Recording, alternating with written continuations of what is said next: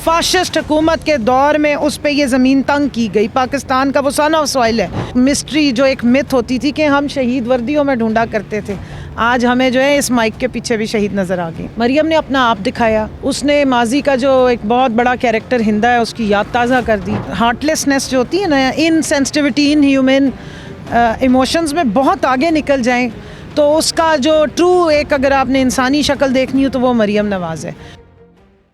नाज़रीन, इस वक्त अरशद शरीफ साहिब के घर के बाहर मौजूद हैं और यहाँ पे हाई प्रोफाइल पर्सनालिटीज़ की आमद का सिलसिला जारी और सारी है। इस वक्त मेरे साथ मौजूद हैं पाकिस्तान तहरीक इंसाफ से की रहनुमा कमल साहिबा। इनसे बातचीत करते हैं। अस्सलाम वालेकुम मैम। वालेकुम अस्सलाम। कैसी हैं आप?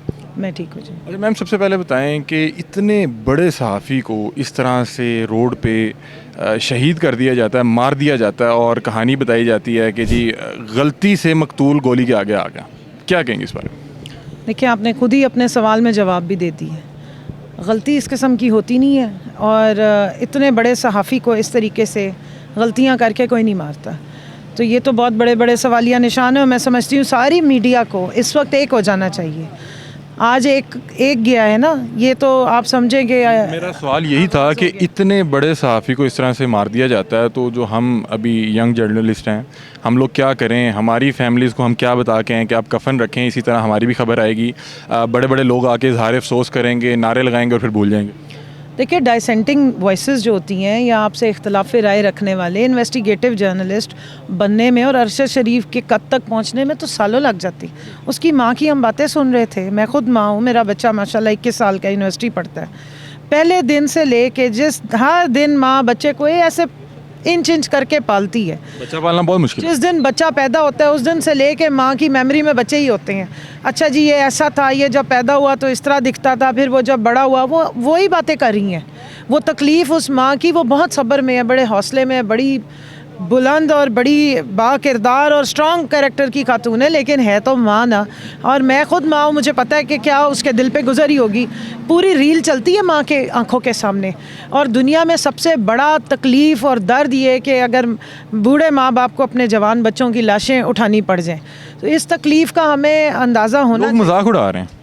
एक इतना बड़ा सहाफ़ी मर गया, एक खतून जिसका पहले जवान बेटा और शोहर एक साथ रुखसत हुआ, अब दूसरा जवान बेटा इस तरह से रुखसत हुआ है। लोगों को लग रहा है मजाक चल रहा है, लोग तफरीह कर रहे हैं, लोग नीचे ट्रोल कर रहे हैं। देखिए, अगर वो लोग इंसान हैं ना और दिल रखते हैं तो अल्लाह के हिसाब से डरें, क्योंकि ये मौका, ये वक्त, ये किसी पे भी आ सकता है। तो मैं तो ऐसे लोगों को समझूंगी कि वो इंसानों से भी बदतर हैं। वो जानवर तो बेचारे, जानवर भी अपने बच्चों की अगर कोई हो जाए ना, तो मैंने तो जानवरों की आंखों में आंसू देखे। मैं वो किस्सा भी देखा है कि वो एक तस्वीर थी कि हिरनी और उसका बच्चा भाग रहा था और उसके पीछे शेर लगे थे, तो हिरनी वहाँ रुक गई थी कि उसका बच्चा भाग जाए और शेर उसको खा लें। तो वो तस्वीर भी कैप्चर हुई हुई है।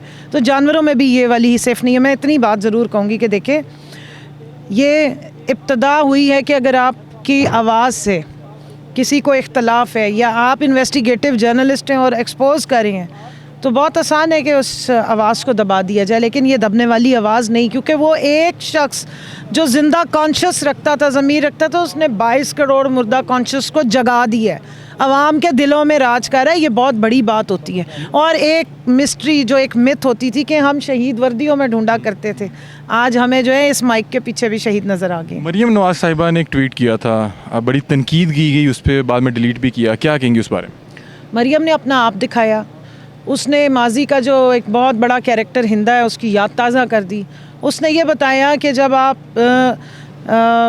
नफ़रत और हार्टलेसनेस जो होती है ना, इनसेंसिटिविटी, इन ह्यूमन इमोशंस में बहुत आगे निकल जाएं, तो उसका जो ट्रू एक अगर आपने इंसानी शक्ल देखनी हो तो वो मरियम नवाज़ है।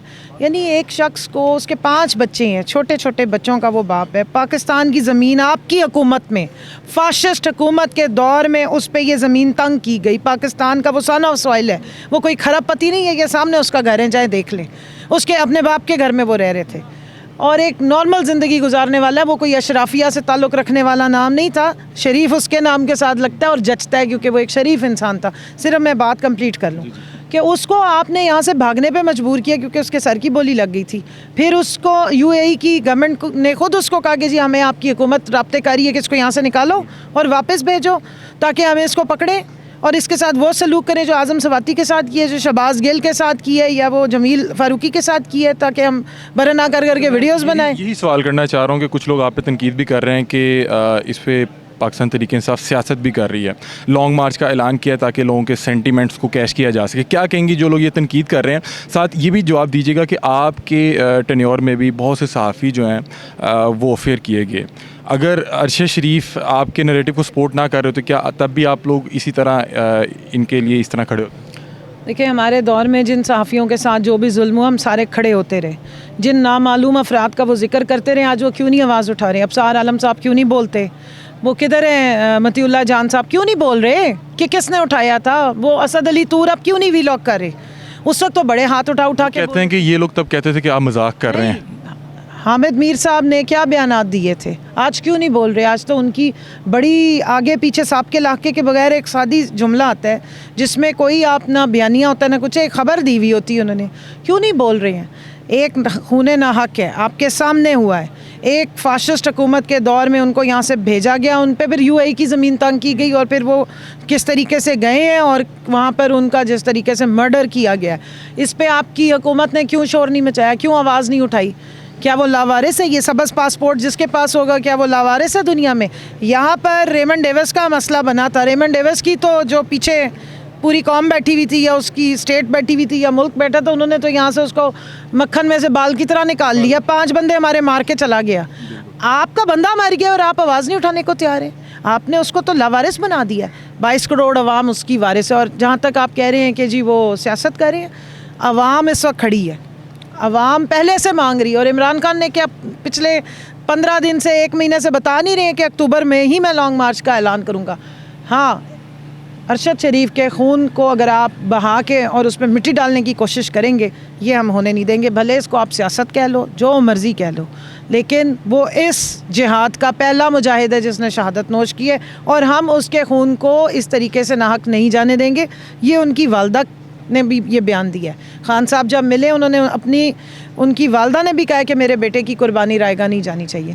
तो आवाम तो पहले ही तैयार थी। इमरान खान तो आवाम को रोक के बैठा हुआ था। लास्ट सवाल है कि अगर आप पे तनकीद की जा रही है कि अरशद शरीफ का जिक्र करते हुए साल लॉन्ग मार्च का ऐलान कर दिया गया, तो क्या अरशद शरीफ के जनाजे पे खान साहब आएंगे? पाकिस्तान तहरीक इंसाफ की आला क़यादत मौजूद होगी या लॉन्ग मार्च की जो तैयारी चल रही है उसको देखा जाएगा? देखें, अरशद शरीफ पे ना हमें सियासत करने की ज़रूरत है और वो बहुत बुलंद आदमी था। उसने तो जो मकाम पाना था पा गया। ये आसान बात नहीं होती कि लोग यहाँ पर ऐसे लोग आ रहे हैं जिनको कभी, जो मेरे ख्याल में सियासत से जिनका कोई लेना देना नहीं है, वो उनकी वालदा के पास जाते हैं, उसके हाथ चूमते हैं, उनके पाँवों को हाथ लगा रहे हैं, वो रो रही हैं। क्यों?